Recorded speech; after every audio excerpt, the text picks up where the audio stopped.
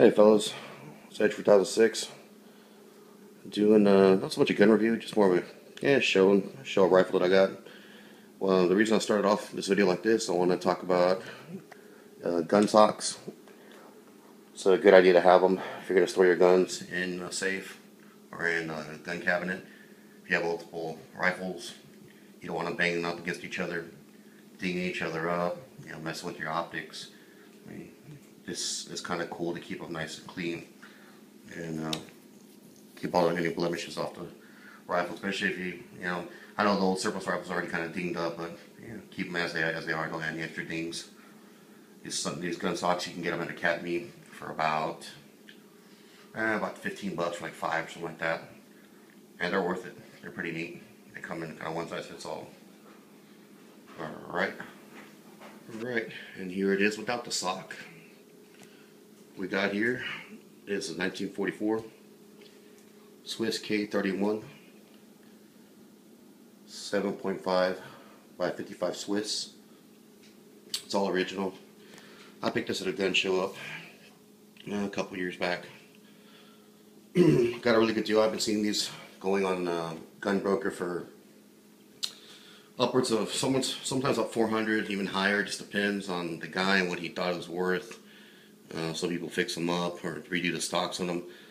I'm thinking about it. I have its original right now. I was thinking about letting a buddy, a friend of mine I trust, redo the stock for me, and then buying another one for collector's value, if you will. But I still don't know if I'm going to do that or not. It's kind of up in the air. But this is the famous K31 with straight pull action bolt rifle. Get some close of it. You see there? That's kind of neat. You have the Swiss symbol in the stock. And there's the bolt, straight pull bolt. Here are your sights. Swiss emblem right there as well. Crest. And these are the sights. These are marked to go up to 1,500 meters with open sights. The bluing is pretty good on this rifle. It's not the best, about maybe 80%. But being as old as it is, not being touched up, it's pretty good.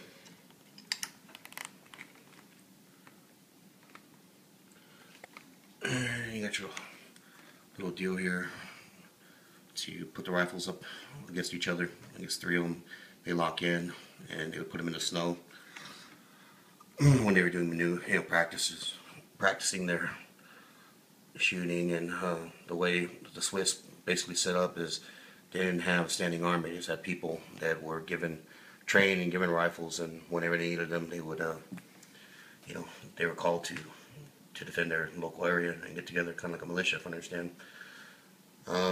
But they would use these to lock the rifles together and stand them up, kind of like a tripod. That's why a lot of these rifles, you see that the stocks are kind of beat around this general area right here. It's because of when they'd be stuck in the snow, they get frozen up, they start kicking them with their boots. This one's not that bad. I've seen some that really beat the hell, but this one's not terribly bad. And the famous butt plate. Behind the butt plate, there's possibly somebody's name in there that owned this rifle or owned it or used it in the past. As those behind the mystery plate is this little tag here. Not all K31s come with this. I already had one, or it's been removed. Depends on how many times it's changed hands. But this is a tag that was under mine. I tried looking it up. Again, I don't speak Swiss or read Swiss or any of that stuff. Looks like Fuss, Karl, Luga, and this could be the city he was from. C1Z, C12, or C17, C12. That could be some kind of addresses. Like it looks like 1 and /N08. Again, let me pretend like I know what that means. And then has the serial number of the rifle. And right here it says the year that the stock was made and the rifle was created. Alright fellas, well, this is the rifle. Again, this is a straight pull, bolt action. I'm not the first one to do this video, not the last one, but I'm just doing my own here. Just to let you know, like I was talking about, is the straight pull basically designates that when you pull back, instead of turning the bolt up and back and then forward, or the cam, or the bolt, this has a cam that kind of does it all. So when you do this action, boom, you're ready to fire again. You're holding roughly about 6 rounds, 7.5, a 55 Swiss. That's what you got here. The magazine is not installed right now because I do not want to cycle rounds through it. But again, like I said, boom, boom. You gotta make sure when you do push it in, you don't have to slam the hell out of it, but you do got to give it a good, assist. Make sure that you don't shortchange it, and it gets it's cycled properly, so it will fire. If you come a little closer here, one thing I want to show is the trigger on this. This is a 2-stage trigger right here, and the thing about this trigger is when you're shooting, it has a lot of take up. It's a real neat trigger though. Nice take up. Just pull on it, and that's the first stage. And the second stage is once you've got your bearings, you know exactly where you're at, you're dialed in, you're centered, you're zeroed, you're ready to go. Boom. That is it. And the trigger on that is probably around 3 pounds, maybe if that at all. Once you pull them, I'm not going to do that too many times. I don't want to dry fire it. But I did that once for the camera. One of the other things you can do, go over here, I'll show you, is on right here, is when this gun, you want to put it on safe, this big ring here, it does pull it out and twist it back. Disables the belt, renders the trigger useless. Again, pull that ring out. Again, now it's able to engage. This rifle has all matching serial numbers. It's pretty good. I mean, it's not like a Luger that's worth a couple $1,000s when you have it like that, but it's definitely a plus to have all matching serial numbers when you can. All right. Well, here's a side picture of the rifle. On the front there, you have a front post that has a little hood around it to protect it, the front post, and in the rear you have an elevated sight that you can elevate for elevation depending on how far you're shooting. The front post can be moved or drifted for windage, I believe. Right, I know it can. I forget what specifically is for, windage or just in general to figure out if you're lined up properly.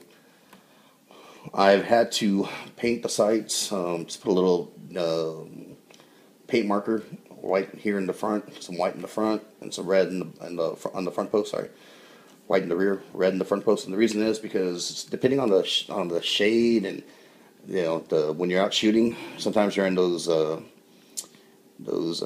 like covered shooting ranges where it's kind of hard sometimes to pick them up black on black. So I went ahead and did that, and I've been able to get better groups with it. So I'm pretty happy with that. All right, well, here's the ammunition. Again, this is a 7.5 by 55 Swiss. These are Privy partisan rounds with soft lead nose tips. These are what you probably want to use. There's a stamp on that right there. You can see that. And these are probably what you want to use if you're going to go hunting, or do a little more damage there. That's going to do it. That's a ticket right there. These are boxer prime, and so these can be reused or reloaded. And you definitely want to take care of your brass and pick up your brass on these. These are good rounds. 7.5 by 55 Swiss. You do find it. There are several manufacturers. Hornady makes it. Privy Partisan. Wolf makes it. There is another company, Norma, does as well. But the ones you're going to see really realistically out there is Privy Partisan. Some Hornady every now and the gun show. And if you can get your hands on, there's the surplus ammunition, which I'm about to show you. I want to go over this real quick. This is the magazine for the gun. The thing about this magazine is the reason that you only see a lot of people, the rifle does come with one magazine. The reason you don't see too many people having extra magazines or having a multiple of them is because they are individually serialized, just like a lot of stuff in Europe was. These magazines are serialized. They have a serial number that matches the rest of the rifle. So a lot of people do not want to separate their magazine with the rifle, unless I guess it was scrapped or was beat up and there are extra magazines. I've seen them online for about $50. You can get them, but that's not the way most people are gonna have multiple to have available ammunition. In case you have to use a rifle or you're in a scenario where you need to have multiple rounds coming at it. That's typically you're not gonna see anybody with magazines. What you're gonna see is stripper clips. Magazine is loaded and inserted. You put the stripper clip on the top. These kind of like cardboard stripper clips, not cardboard, but these really hard paper stripper clips go in there and shove the rounds in the magazine. A lot like some of the other surplus rifles. That's what you use if you're going to use. You need more ammo readily available. Let me show you this. This is what you see. This is surplus ammunition here. GP11. There's some Swiss words on there. I'm not even going to try to. But this is what Swiss would use when they were training. I guess the rifle wasn't used necessarily in war, in World War II, but when they did do training, and I guess whatever it was used by their army, this is the ammunition they were issued for this rifle, K31, and this is really neat ammunition. This is what the way it comes. It comes in packs of 10. You can get it in bricks. Forget how many come in a brick, but it's a good deal. You buy a case, comes in a nice black box. But when you can get your hands on this stuff is great stuff. I try to get it around 40 cents a round, 50 cents a round, about 40 cents a round when I've been able to get it. Sometimes even a little less expensive. There's not one particular individual. There's Graff and Sons, I believe, and some other Dan's Ammo and some other places where I've been able to get ammo. But I haven't found one place that always has it because it comes in waves, unfortunately. That's just the way that goes. But when you get it, get your hands on it. This is match grade ammunition here. If you look at it, the stuff's really, really pretty. It's a shame that this is Berdan Prime. Oh no, I wouldn't say it's a shame. But it's a shame you can't really reuse the brass. This is Berdan Prime, so there are some ways that some people come out with. Iraqi veteran has done a video on turning these into Iraq veteran. He did a video on how to punch the Berdan pockets out and turn them into boxer. But it's pretty lengthy. I guess you could do it because this is really awesome brass. This is good stuff. I still keep it even though I know realistically I can't use it, but I'm thinking about come up with something clever. But again, the projectiles are really neat. I believe they're nickel coated or something like that. Again, I'm not claiming they are, that's what I understood they were. This ammunition was made in 1979, and you pull out a box, it looks pretty new. I mean, they come stored, pretty extremely good condition. I love shooting this stuff. It is pretty cool, and it's real pretty too, which I like even better. This ammunition is 174 grain projectile. Let's see, it is running at 60 feet per second, 2,560 feet per second. It's pretty good stats. Smokeless powders in it, of course. 45,500 psi. And let's see here, bullet diameter is 0.306, so it's pretty on par with a 308, close to 308 round as far as projectile. Alright fellas, this is Edge 4006 signing off. If this is the first time you're checking out my channel, man, please sub my channel. I have more videos coming out, more interesting stuff I'm trying to work on. Kind of some new ideas again, like I said, in my shout out video, and every now and then we do chats too.